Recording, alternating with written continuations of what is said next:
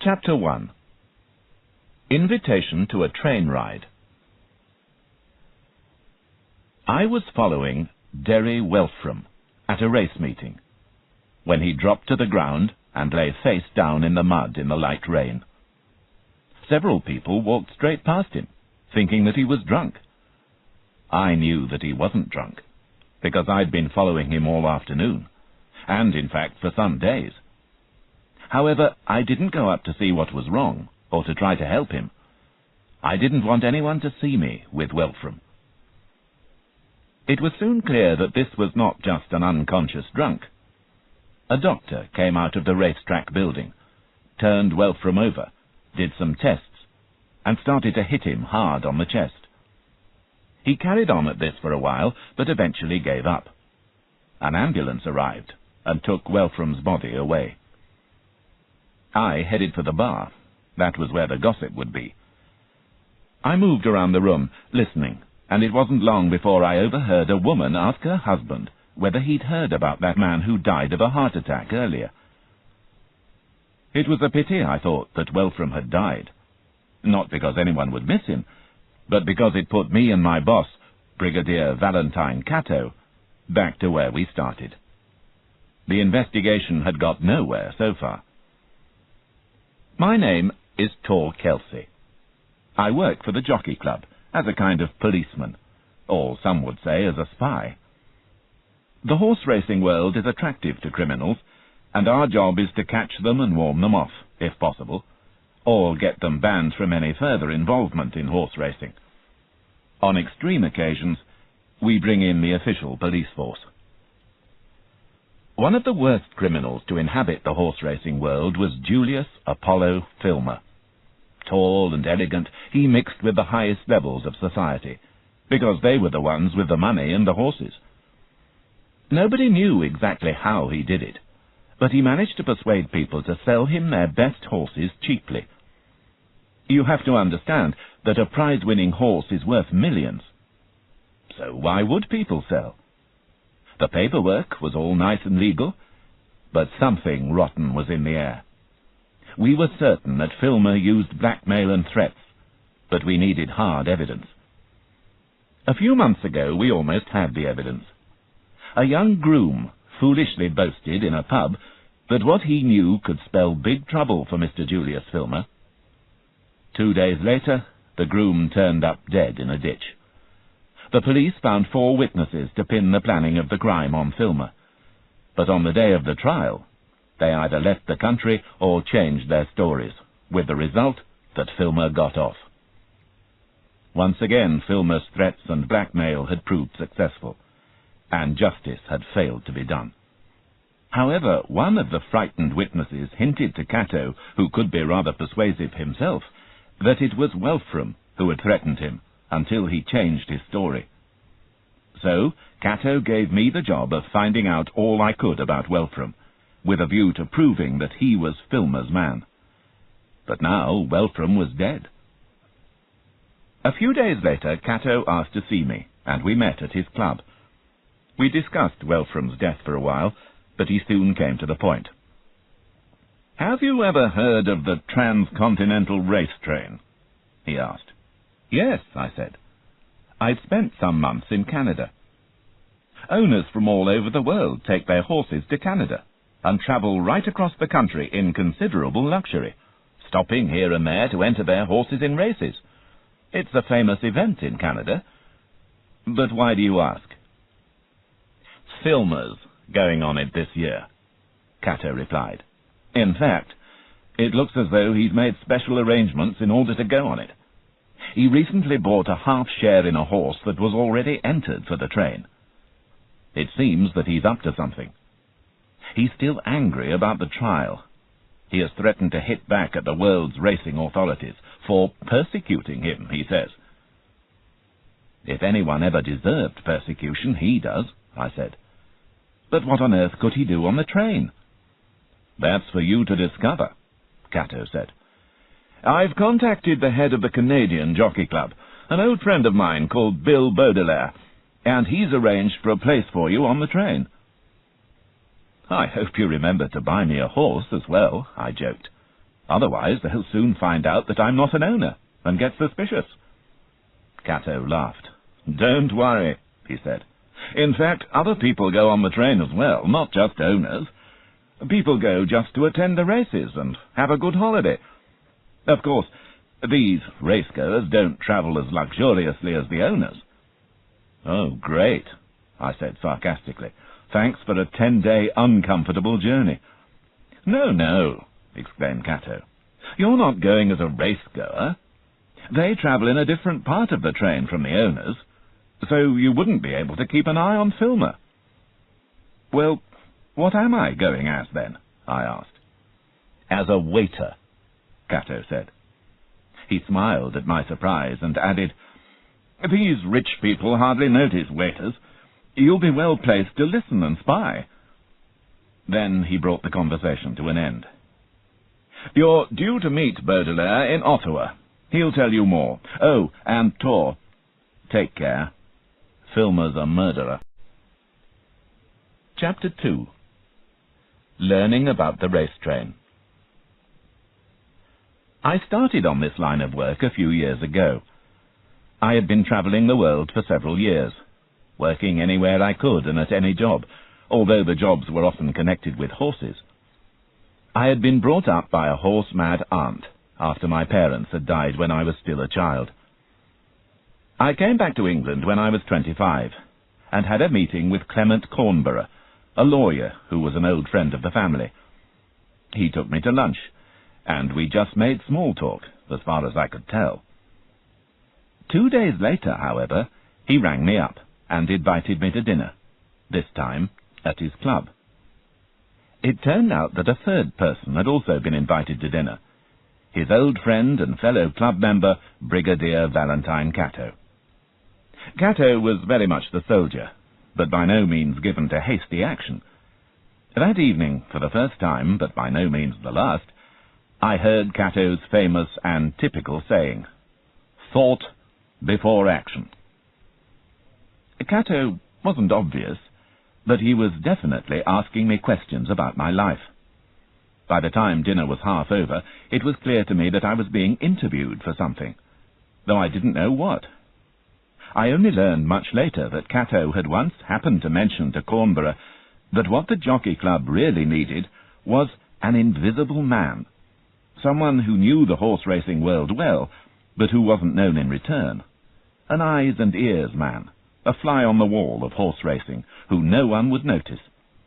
A person like this, they thought, was unlikely to be found. And then, 2 weeks later, I flew in from Mexico and met Cornborough. During lunch, the idea came to him that perhaps I was the man Cato was looking for. By the end of that evening at the club, I had a job. I flew to Ottawa the day after my meeting with Cato, and went straight from the airport to Baudelaire's office, which overlooked the city and was full of antique wooden furniture. He was about 40 years old, with red hair and blue eyes. We took to each other straight away. After chatting for a while, to get to know each other, I asked him what he could tell me about the owner of the horse which Filmer now partly owned. "It's a woman," he replied, "with the extraordinary name of Daffodil Quentin. Her husband was a respected member of the Canadian racing world, and when he died a year ago, he left her all his horses, and everything else as well. Since then, no fewer than 3 of the horses have suddenly died, and Mrs. Quentin has been paid all the insurance." "You mean—" I said. "We're not certain of anything," Baudelaire replied to my unspoken question, "but it does rather look like insurance fraud. We've no proof, however, and now she and Filmer are partners." "An unholy pair," I remarked. "Exactly." "What's the name of the horse?" "Laurentide Ice," Baudelaire said. "It's named after a famous Canadian glacier. God, I wish I knew what those two were planning." "Leave it to me," I said, but I didn't feel as confident as I tried to sound. Baudelaire and I arranged to meet the next day, after I'd had time to digest what he'd told me, and to read the brochure he'd given me, all about the transcontinental race train. I went through the brochure during breakfast in my hotel. The train, I learned, was basically divided into 3 parts. The front 4 carriages would hold the luggage, the horses, and the grooms. The next 5 provided accommodation for the racegoers. It was the final 5 carriages which concerned me most. First, there were the sleeping compartments for the staff, waiters, including me, cooks, travel agent, and other officials of the railway. Then the next 2 carriages consisted of the extremely luxurious sleeping compartments for the owners. Lastly, there was the first-class dining car, and a carriage with a bar for the owners to sit in when they were not eating meals. The overall impression was one of great style and luxury. No expense had been spared. And one would undoubtedly have to be very wealthy to buy a ticket for the transcontinental race train. The train would travel west, from Toronto to Vancouver. Apart from short stops for the engine to take on fuel and for more food and water to be taken on board, there was to be an overnight stop in Winnipeg, in a top-class hotel, with a special horse race laid on, and generous prize money for the winner.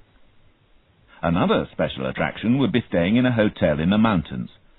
The hotel brochure promised amazing views of natural beauty, including a glacier. Then the train would descend to Vancouver on the west coast, where the trip would end with another horse race. It sounded like one long party, and it sounded as though being a waiter was going to be hard work. The transcontinental race train had been running once a year for several years by now, and the races attracted huge crowds. People flooded into Winnipeg and Vancouver from all over Canada, not to say from all over the world, and the regular transcontinental train called the Canadian followed the race train all the way across Canada, bringing extra racegoers who couldn't afford the cost of a place on the race train itself. Chapter 3. Some very important people. Bill Baudelaire came to my hotel room in the middle of the morning. I ordered coffee, and he filled me in on some further details. I asked him why he hadn't simply blocked Filmer's place on the race train. "Believe me," he said, "if I could have, I would have.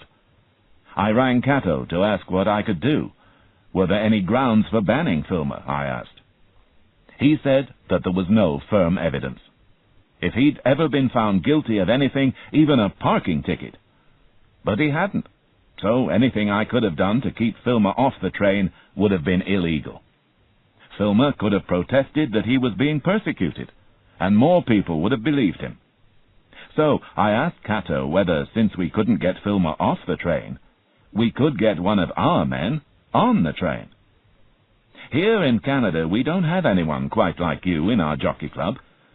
So here you are. I hope you're as good as Cato says you are." I murmured something modest.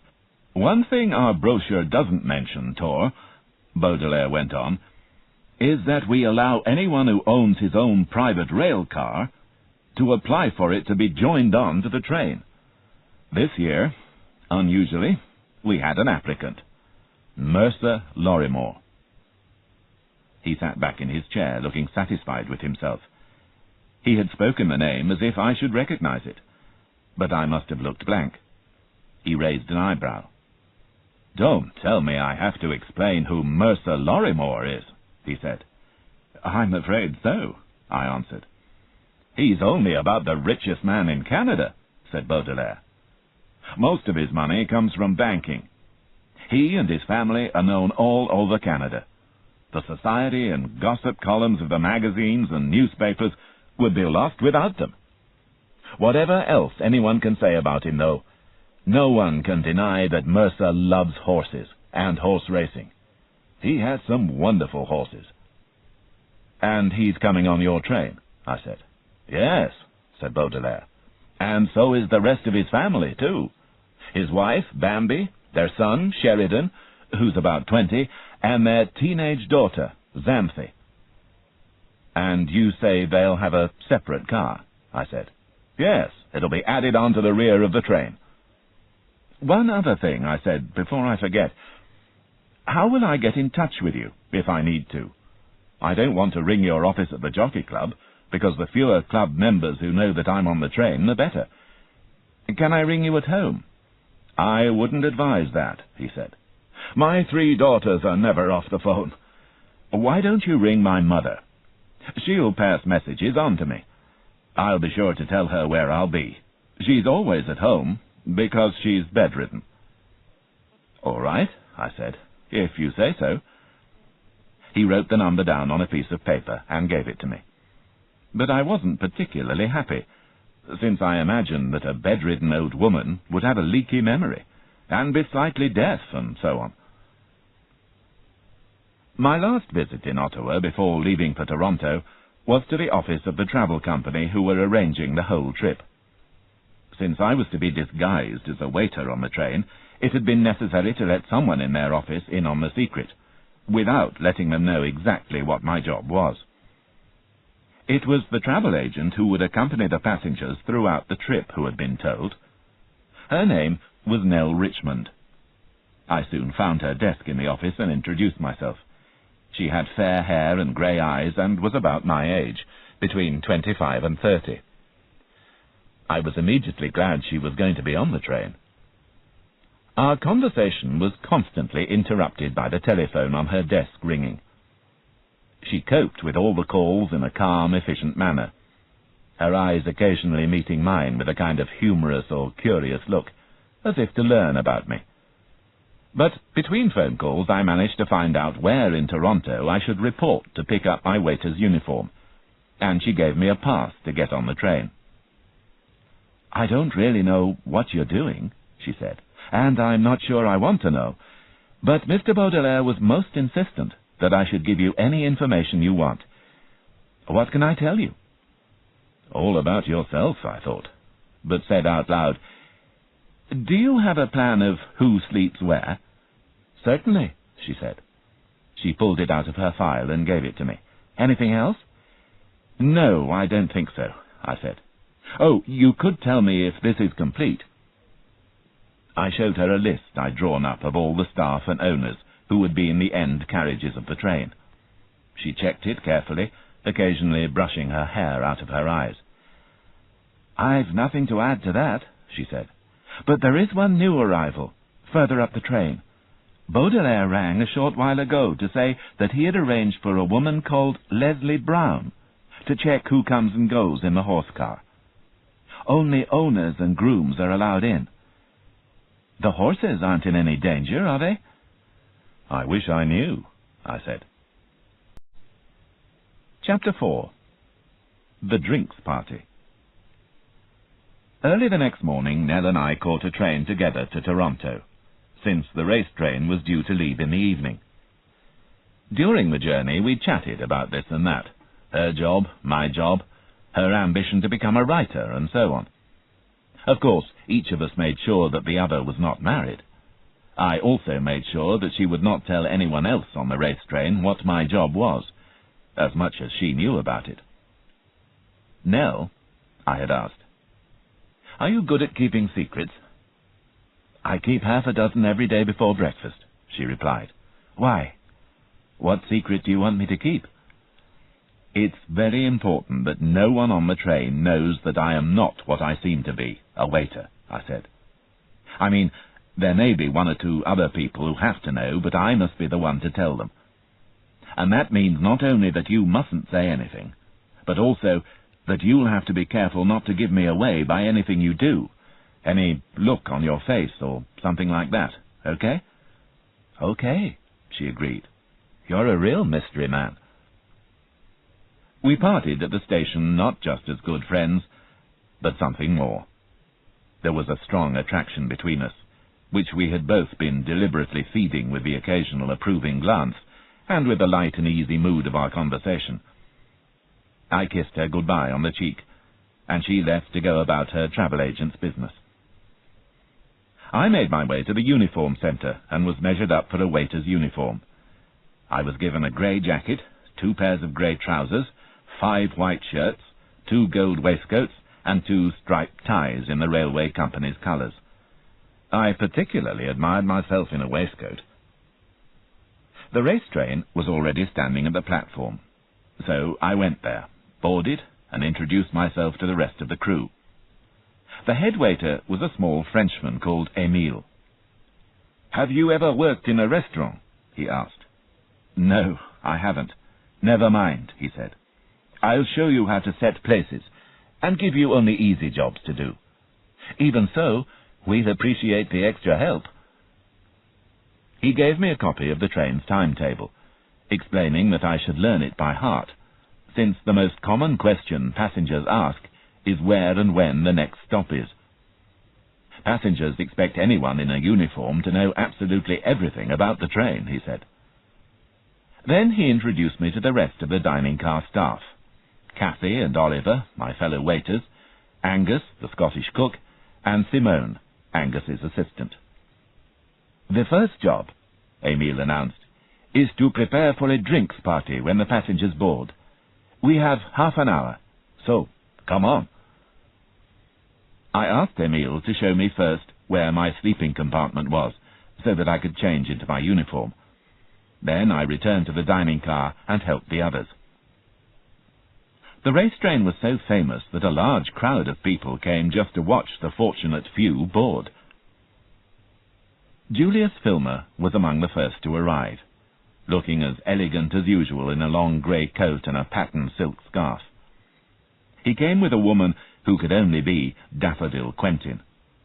When you are no longer young and you have a name like that, I thought, you are bound to colour your hair blonde. You're bound to wear too much makeup and show off your expensive fur coat even when it's a warm evening. Most of the passengers went to their bedrooms first, before coming to the dining car for the drinks party.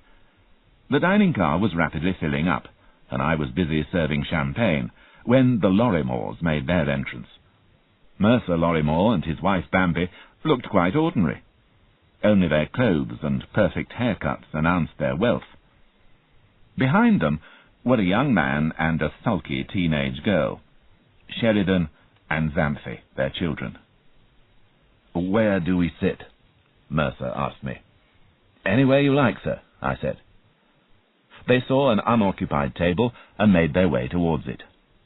Sheridan pushed past an elderly couple nearly spilling their champagne and sat down, saying in a loud voice, "I don't see why we have to sit in here when we have our own private car." Mercer told him to be quiet and to behave.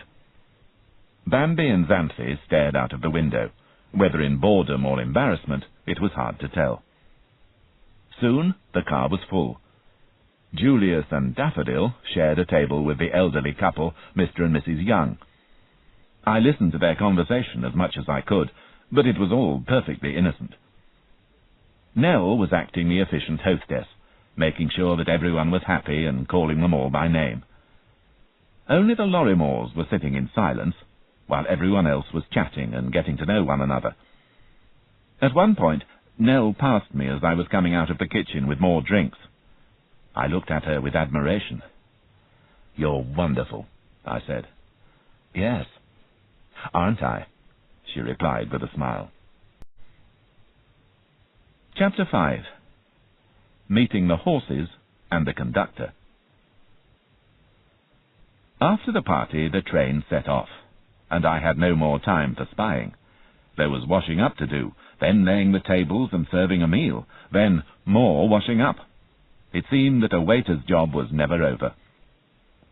I felt that I had to tell Émile that I was not a regular waiter, and that there may be times when I would neglect my job as a waiter.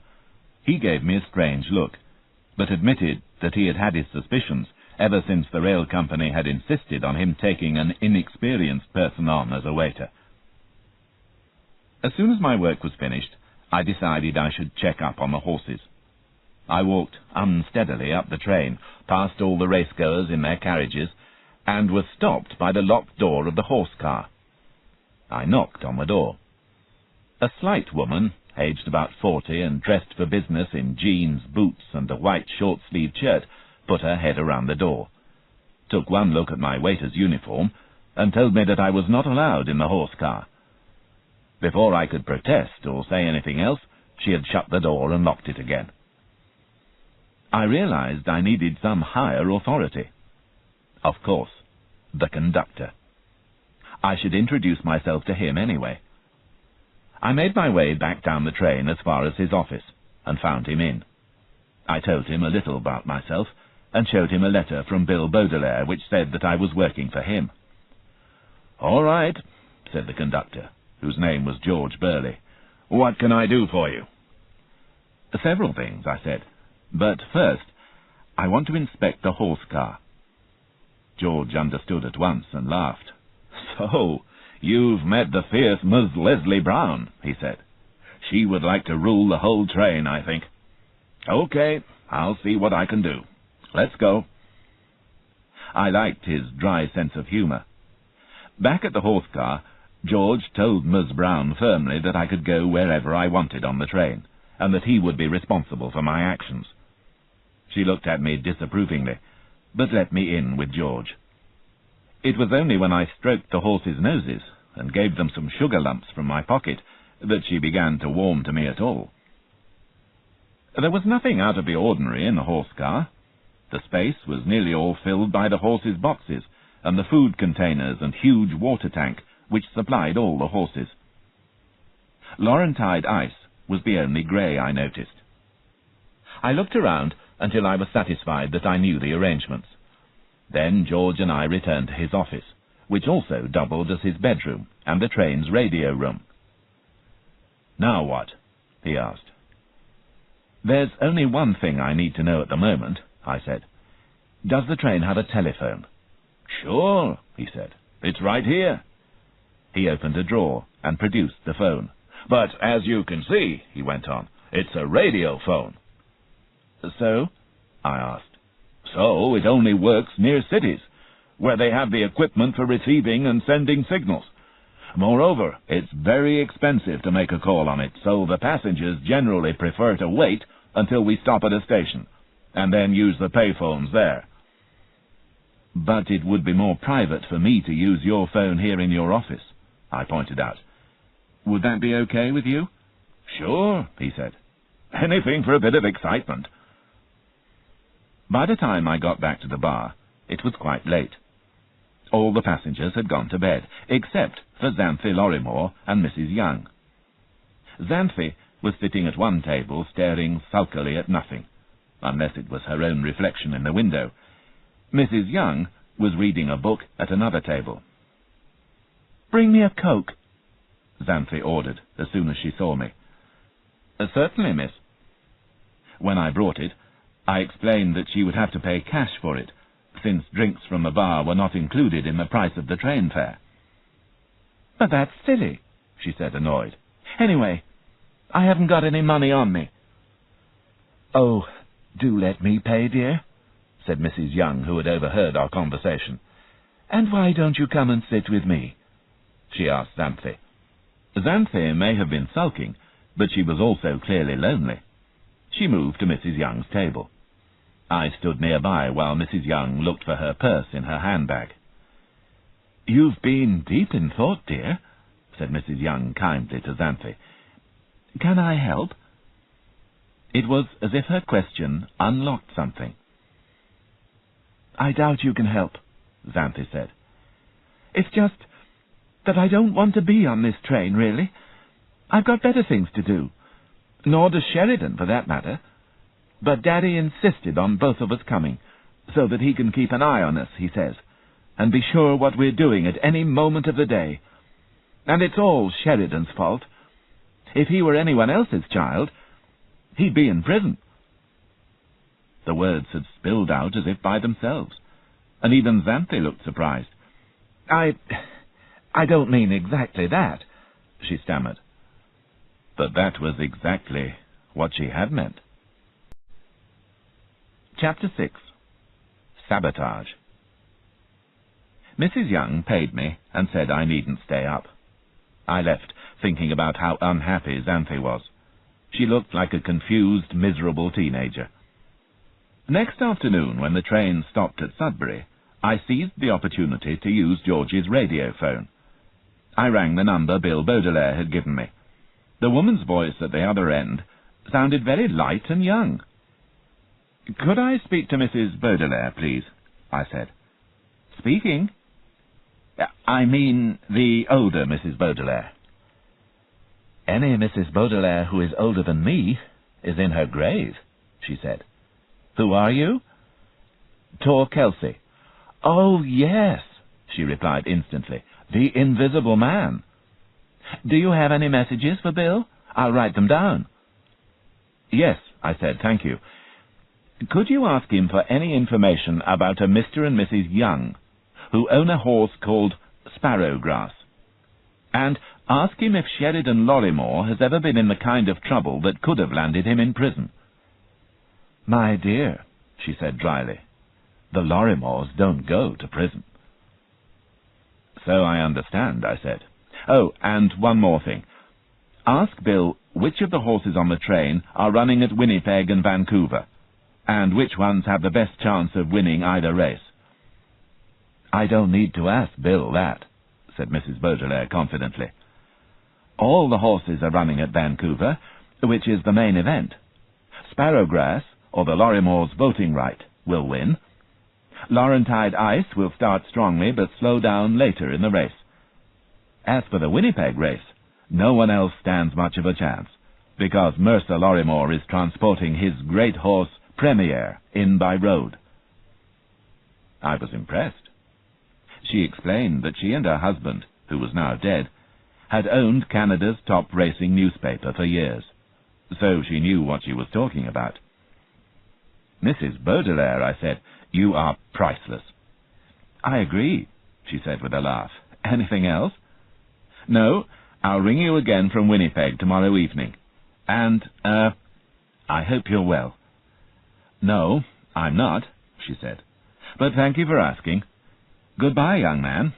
I'm always here." She put down the phone quickly, as if to stop me from asking further questions about her illness. And I had completely changed my mind about bedridden old women. About an hour after we'd left Sudbury, we stopped for about 5 minutes at a place called Cartier, and then went on again. The passengers had eaten dinner and were drinking coffee or drifting away to the bar. Xanthe Lorrimore got up from her table after a while and left, only to come back screaming, and obviously badly scared. "What is it?" asked her parents in alarm. Even Sheridan looked interested. "I was nearly killed," she cried. "What do you mean?" "A private car," she said. "It's gone. I opened the connecting door and nearly stepped off into space. And that other train, the Canadian, is right behind us, isn't it? It'll crash into our car, and we could have been in it, don't you see?" The Lorrimores and nearly everyone else ran off to look. Mrs. Young stayed with Xanthe. Once I had checked on the truth of what Xanthe had said, I went to find George. "Quick," I said. "Your radio. The Lorrimores' car's been unhitched, and the Canadian is coming." He left me on the radio while he ran up the train to tell the driver to stop. Soon I felt the train slowing down and stopping. In the meantime, I had contacted a town up ahead called Schreiber, and the radio man there had signaled the Canadian to stop. He had got through to the train before it passed through Cartier. We began to reverse slowly back down the track. The Lorrimores' car was found not far outside Cartier. George went to make his inspection and to attend to the rejoining of the carriage. He returned an hour later with anger on his face. "What's the matter?" I asked. "Nothing," he said violently. "That's what the matter is.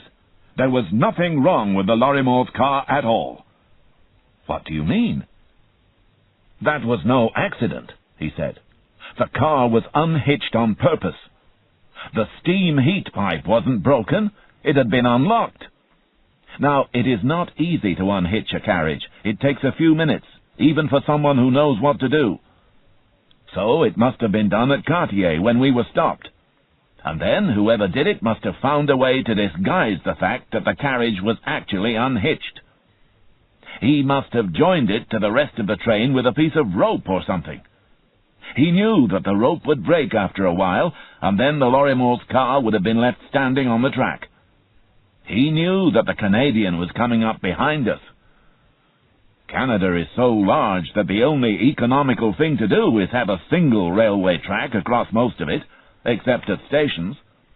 There would have been no chance of the Canadian changing to another track." "What would have happened?" I asked. "It's difficult to say exactly," George replied. "The Canadian would certainly have destroyed the Lorrimores' car. If anyone had been in it, they would have been killed. The Canadian itself might have been knocked off the rails, which would have caused a great deal of expensive damage, certainly some injuries to the passengers, and possibly some deaths. But do you know what the worst thing about all this is?" "What?" "Well, I'll put it this way. Would you know how to unhitch a railway carriage?" "No, of course not." "Exactly," said George. "It was an expert job. It was sabotage, and it could only have been done by a railway man. That makes me feel, I don't know, betrayed. I love the railway. I can't understand any railway man wanting to damage any part of it." Chapter 7. Sheridan's Rudeness. I left him to write his report on the act of sabotage. Back in the dining car, Xanthi was feeling better as a result of being the centre of sympathetic attention, and people were recovering their party mood. They didn't appreciate the seriousness of the situation. As far as they were concerned, no one was hurt, and it must have been an accident.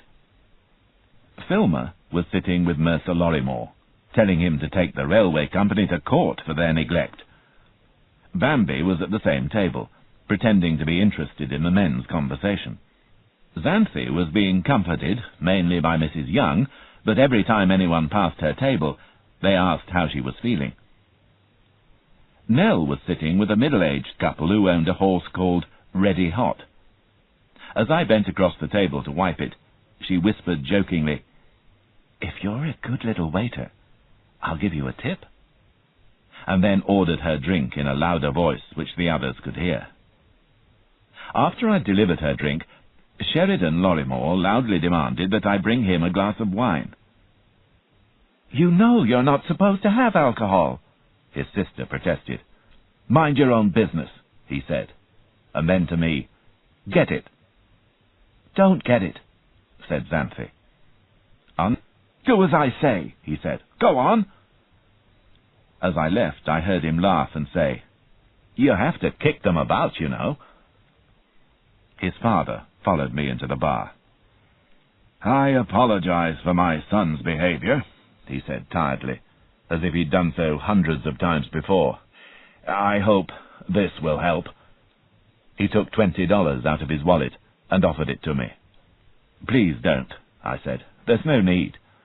Yes, take it," he insisted. I saw that he would feel better if I took it, as if paying money would help to excuse the act. I thought that he should stop trying to buy pardons for his son and pay for medical treatment instead. But then, perhaps he already had. There was more wrong with Sheridan than a bad temper, and it must have been obvious to his father for a long time. I didn't want to accept the money, but this matter had already made me more visible than I wanted to be, so it was best to take the money and get it all over with. When I returned to the dining car, Mercer had sat down next to Filmer again, and their heads were close. I wondered whether this had been one of Filmer's aims, to get close to Lorrimore. If it was, what was the point of it? What was the man up to? And had he arranged the accident with the Lorrimore's car, especially so that he could get close to Mercer Lorrimore? It was by now nearly midnight.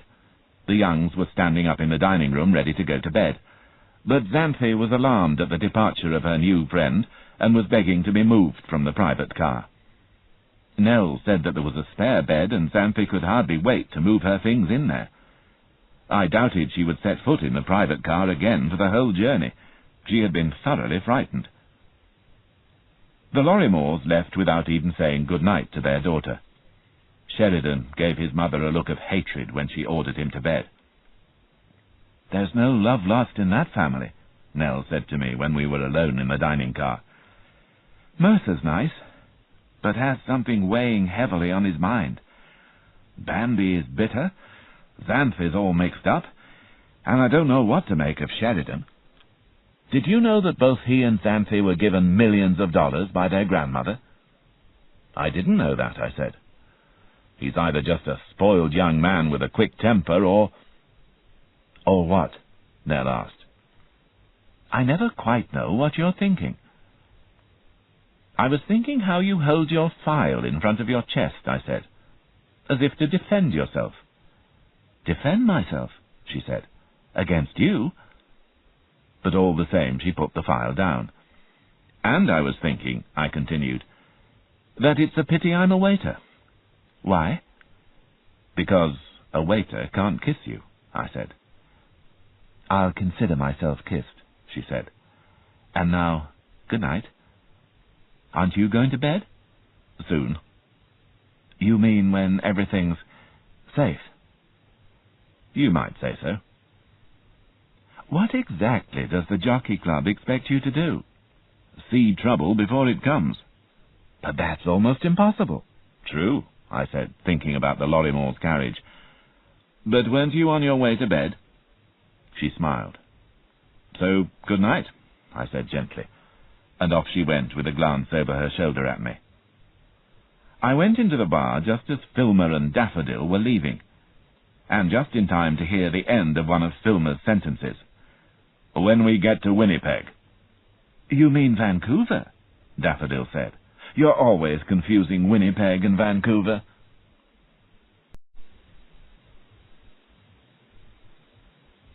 Chapter 8.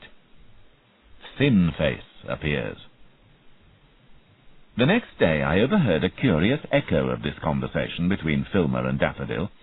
We were stopped at midday in a town called Thunder Bay, and, as usual, all the passengers were getting some fresh air out on the platform. I saw Julius Filmer walking determinedly up the platform towards the front of the train. I decided to keep up with him, but from the inside of the train. Apart from anything else, it was warmer inside. I thought at first that he was just taking an open-air route to his own bedroom, but he carried on past that carriage. He was going to see his horse, no doubt. About halfway up the train, however, he was stopped by a thin-faced man. They started to talk to each other, but to my annoyance I couldn't hear what they were saying, and I couldn't understand their hand signals on their own. But then their discussion became more heated, and they began to raise their voices. I said before Vancouver, Filmer shouted at Thin Face. You said before Winnipeg, Thin Face shouted back, and I've done it, and I want my money. Just then they were interrupted by the awful Daffodil, who wanted Filmer to accompany her to see Laurentide Ice. I silently cursed her. It had been getting interesting. What else could they have been talking about other than the sabotage on the Lorrimores' car? Filmer and Daffodil walked away up towards the horse car. Thin Face crossed the tracks by the footbridge and went over to the main station. I badly wanted a photograph of Thin Face to show to Baudelaire. I ran back to my room and fetched my camera. But just as I was getting into position to take a picture, the Canadian pulled into the station. It stopped on the track between me and the station, and perfectly blocked my view of Thin Face. I cursed my bad luck, and again cursed Daffodil for interrupting the conversation. But perhaps I shouldn't curse Daffodil. The thought entered my mind that she and Filmer would be at least 15 minutes walking to the horse car, inspecting their pride and joy, and then walking back again. This could be the opportunity I'd been waiting for. Filmer was away, and the train was fairly empty. I returned my camera to my room, and then carried on down the train until I reached Filmer's room. I looked both ways up and down the corridor to make sure no one was watching me, took a deep breath, and opened the door. If I'd paused for more thought, I perhaps wouldn't have had the nerve. But I was inside. A quick search of his drawers and cupboard showed nothing interesting or important. I dropped to my knees and looked under his bed. There was a shiny black leather briefcase there. I pulled it out and placed it on the bed. It was locked, of course, with the type of lock which relied on a series of numbers. The left-hand lock used 3 numbers, and the right-hand one another 3. How long did I have before Filmer came back? Might he not even now be outside in the corridor? What if someone else came in, a member of staff, for instance? What possible excuse would I have? None at all. The very thought made me begin to sweat. I wiped my hands on my trousers and turned to the right-hand wheels. The right-hand wheels were set at 137. I set to work, going upward through the numbers. 138, 139, 140. I was listening for the tiny difference in noise that might indicate when the numbers were correct. But I was also testing the lock by hand to make sure. My fingers shook. 147, 148, 149. My face was sweating. 150, 151. The lock flew open at 151. I could hardly believe my luck. But how long had it taken me? I had lost track of time. The danger was great, but I had to see if the left-hand lock was set to the same number. No, it wasn't. I decided not to try the left-hand wheels anymore. I rolled all 6 wheels back to their original numbers and silently left the room. Later, I described Thin-Face to George, but he didn't recognize him and couldn't say whether he was on the train. "We did have a bad man on board once," he said. "A couple of years ago it must have been. As a matter of fact, he was a waiter, like you." "What did he do?" I asked. "He tried to put drugs in everyone's food," said George. I had an idea. "George," I said, "do all the horses share the food I saw in the horse car, or do any of them have their own special food?" "Yes," he replied, "one of them does. The groom gives his horse special food from bags labeled Sunday evening, Monday morning, and so on. He was showing them to me." "Which horse?" I asked. "The one belonging to Mrs. Quentin," said George. "The groom said one of her horses died recently from the wrong food, so she was being extra cautious." Chapter 9. A Frightened Groom. In Winnipeg, the horses were taken off the train and to the racetrack for the next day's race. Buses were waiting to take the passengers to their hotels. Staff, like myself, had to make their own way to their cheaper hotels. As soon as I had checked into my room, I rang Mrs. Baudelaire. "I've got answers to your questions," she said. "Ready?" "Yes." "There's nothing at all suspicious about the Youngs. They're just a nice Canadian couple, popular with everyone and welcome at every race meeting." "Thanks," I said. "That's what I thought, and certainly what I hoped, but I had to check. What about Sheridan Lorrimore?" "Well, this is a bit shocking," she said. "Such a fine old Canadian family. But Sheridan seems to have been expelled from Cambridge University last May. It's all very mysterious. No one quite knows why he was expelled. Bill says to tell you that Brigadier Cato is trying to find out. Does that make sense to you?" "Yes, thank you," I said. "Are you going to speak to Bill before he flies to Winnipeg for the race?" "I wasn't planning to, but I can." "Could you tell him to expect delivery at the racetrack of a small packet from me? It will contain some of the horse's food, which I want analyzed." "That sounds alarming," she said. "Don't worry, I'll let him know." "And last but not least," I said, "can you ask him to ask Cato if the numbers 151 mean anything to Filmer? For example, they might form part of his phone number or his car number plate or something. They should be the last 3 numbers in a series of 6 numbers. Have you got all that?" "Yes," said Mrs. Baudelaire. "I must say, this sounds most exciting." I reached the racetrack early. I was dressed as a typical racegoer, camera and all, so as not to stand out. But this made it impossible for me to go to Bill's private office. Anyway, I didn't want to be seen with him. Luckily, Bill had thought of a solution. I was approached by a cheeky-looking teenage girl who introduced herself as Carrie, one of Bill's daughters. "Dad said you'd have a packet for him," she said. "And so I do," I said. I gave it to her, and that was that. I could now relax and enjoy the race. It was a perfect afternoon. There were several good races, but the crowd of thousands was eagerly waiting for the main event. Only 2 horses from the train were running, Upper Gumtree and Flocati, although most of the owners, like the Lorrimores, had brought in other horses by road or air, so there was plenty of tension and excitement among the owners from the train. As Mrs. Baudelaire had said, the Lorrimores' Premier led the field of 20 runners from the start. But to everyone's surprise, Upper Gumtree made a late challenge and just beat Premier at the post. The owners, Mr. and Mrs. Unwin, were overjoyed. I was looking down from my seat onto the owners' area and watched everyone crowding around the Unwins and congratulating them. Only Filmer stood apart.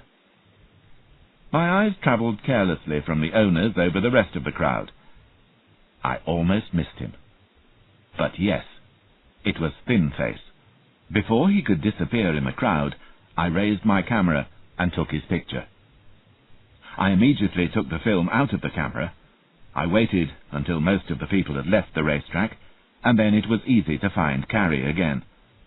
She took the film to her father, who was by now carrying out one of the more enjoyable parts of his job, entertaining the winners. Back at the hotel, I rang Mrs. Baudelaire once again to ask her to ask Bill to tell me as soon as possible who the man on the film was, if he could. The train rolled out of Winnipeg that evening, and the celebrating went on late into the night, especially among the owners and the grooms. At breakfast the next morning, however, the mood was completely different. For a start, Filmer stayed in his room, but the main problem was that Daffodil was clearly very angry. Sheridan's usual rudeness didn't help the atmosphere either. Nell told me that Daffodil and Filmer had been heard having a row very late the night before. No one knew what it was about, but Daffodil was so upset that she was planning to leave the train at the next stop, which was Calgary. Then George Burley called me into his office, where I found Leslie Brown waiting. "Tell him what you told me," George said to her. "One of the grooms is behaving strangely," she said. "Which one?" I asked, although I had already guessed. "The one who looks after Laurentide Ice," said Miss Brown. "I mean, all the grooms had headaches from drinking last night, but this one is sitting by himself in the horse car.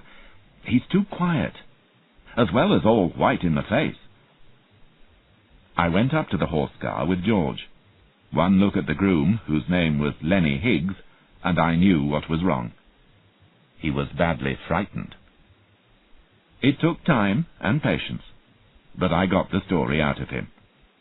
Someone, who sounded a lot like Thin Face, had threatened to get him sent to prison for poisoning Mrs. Quentin's other horse, Thunder.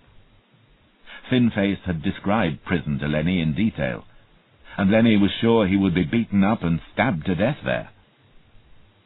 "And did you poison the horse?" I asked.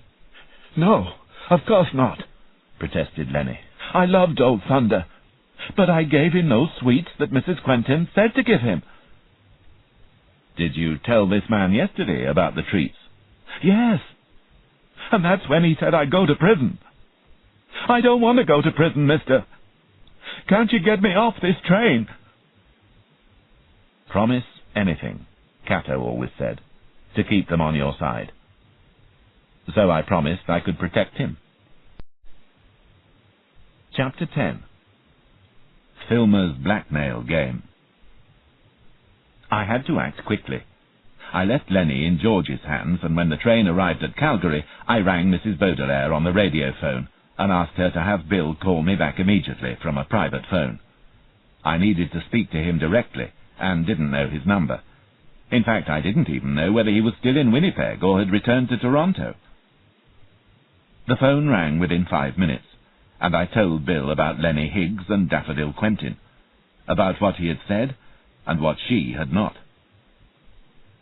"What do you make of it?" he asked. "It's fairly clear to me," I said. "Filmer's playing his usual games. He's using Thin-Face, the man whose photograph I sent you, like he used Welfram in England, to frighten people. He frightened Higgs into telling him about Daffodil Quentin's sweets for her horse, Thunder. Thin-Face told Filmer, and Filmer is now threatening to report Mrs. Quentin to the police or the Jockey Club, or both, unless she gives him the rest of Laurentide Ice. Mrs. Quentin must know that the Jockey Club is already suspicious about the fact that 3 of her horses have died in such a short space of time. So she's scared. Scared enough to feel that she has to give in to Filmer. And that makes her angry as well. No one likes to be threatened." He said. "I suppose you could be right. You know Filmer and his methods better than I do. What do you want me to do?" "Collect Lenny from the station here and lay on another groom for Laurentide Ice," I said. "Offer Lenny a ticket to wherever in the world he wants to go to start a new life. Then, at the right time, we can tell Mrs. Quentin that without Lenny, Filmer's threats come to nothing. She won't have to give him the rest of Laurentide Ice, and we'll have stopped a criminal in one of his crimes.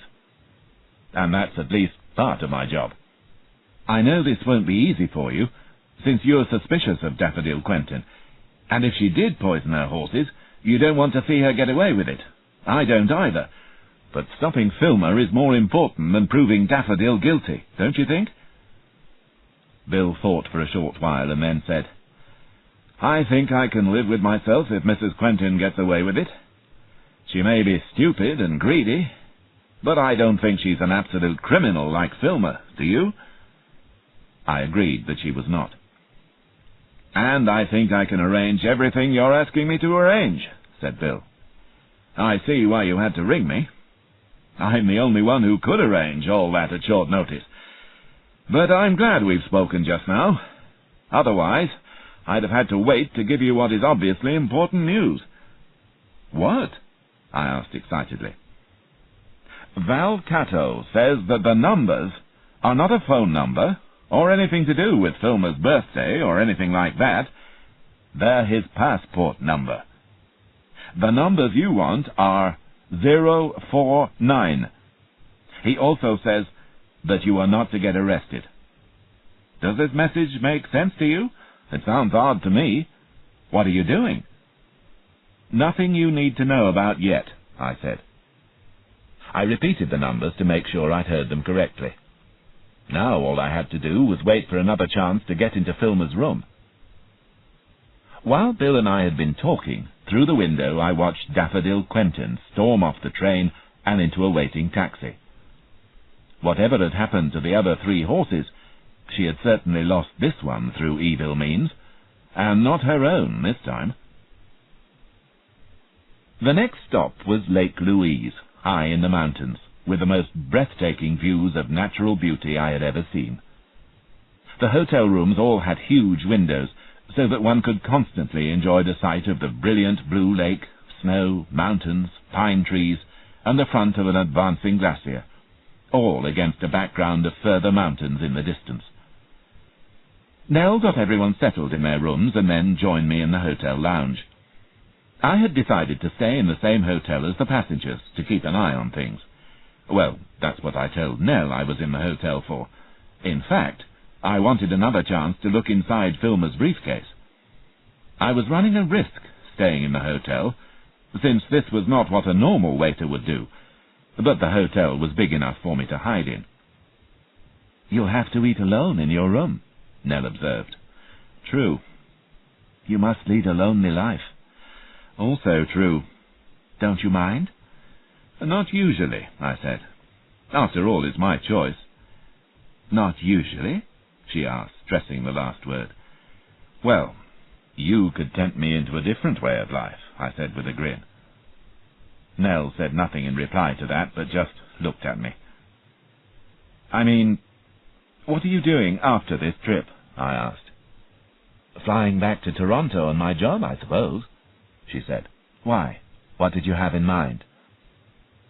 How does 2 weeks in Hawaii sound? There was a pause, and then she said, I must go and look after the passengers.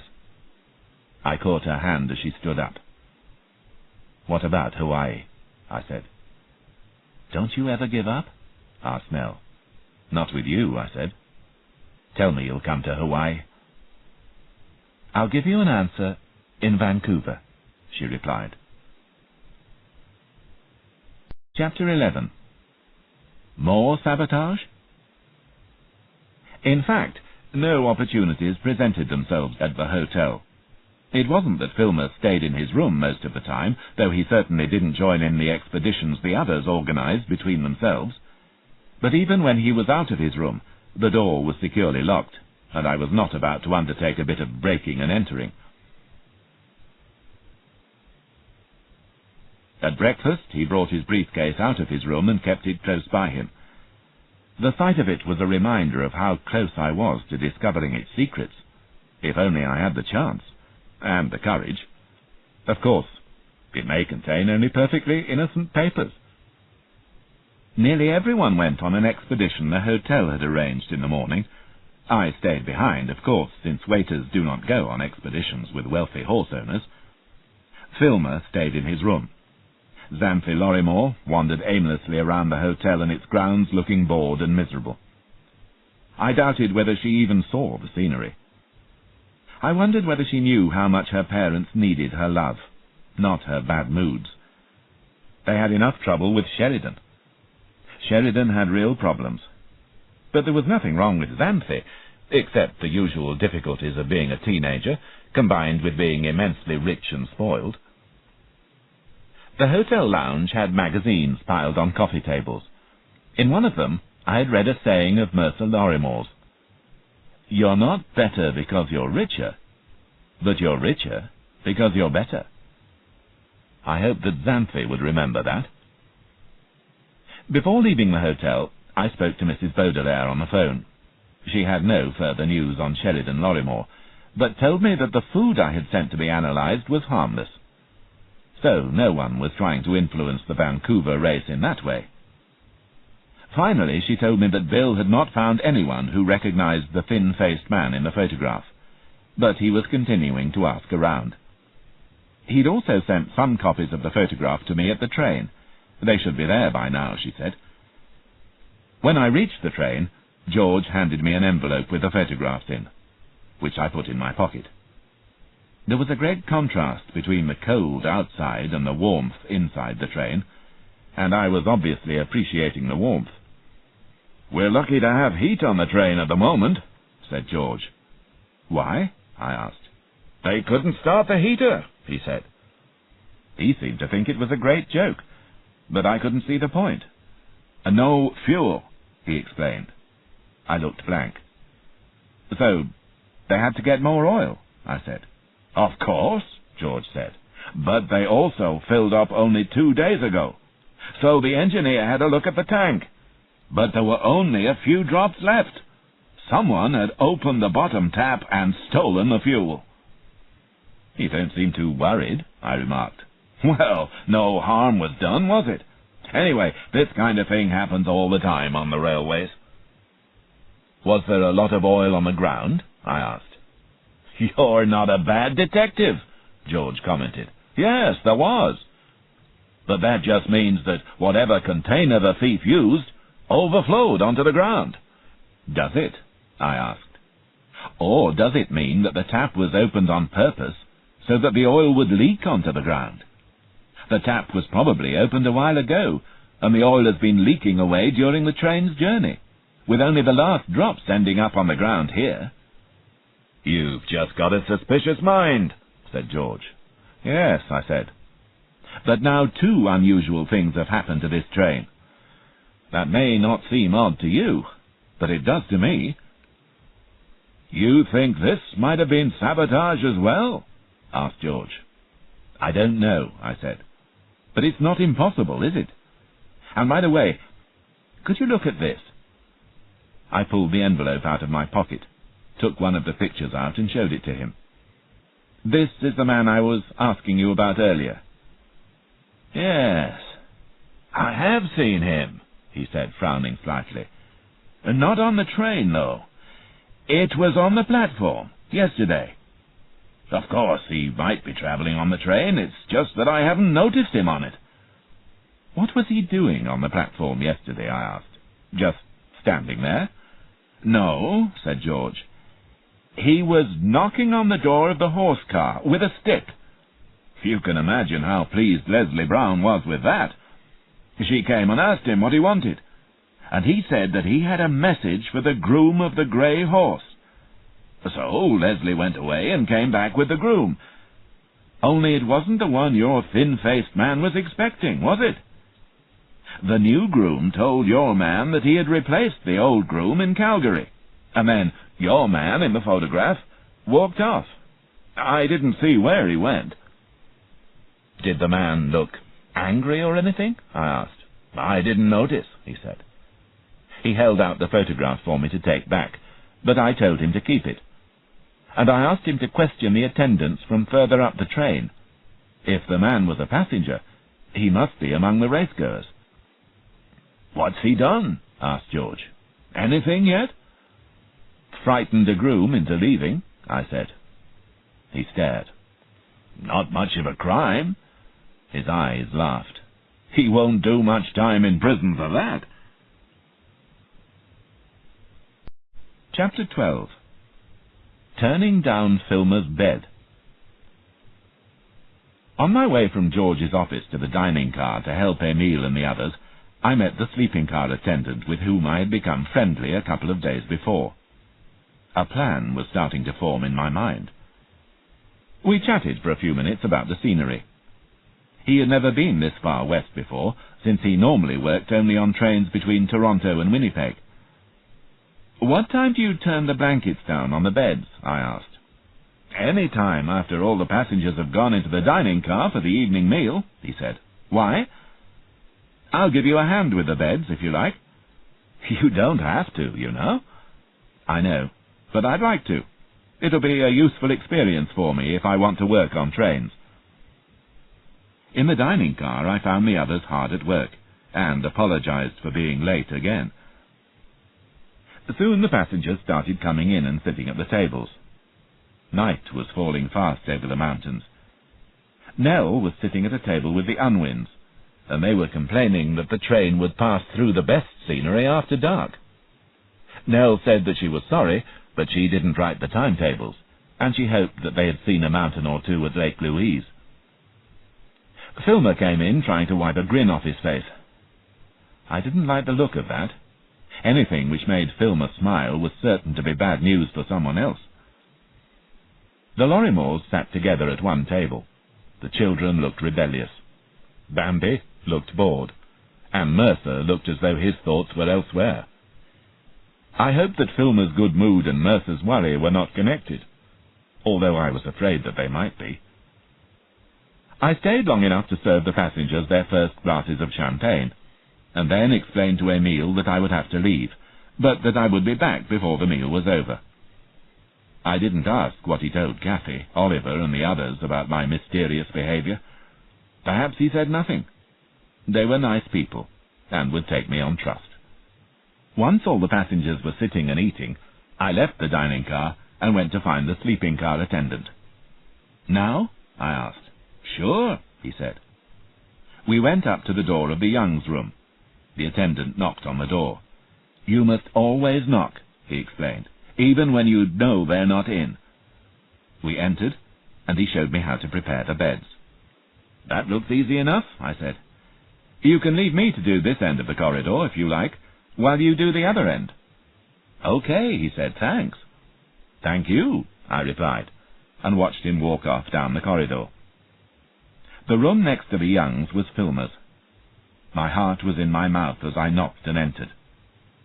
The briefcase was in the same place, under the bed. I pulled it out. My hands were trembling as I turned the wheels on the lock. 049. And the left-hand lock opened. 151 for the right-hand one.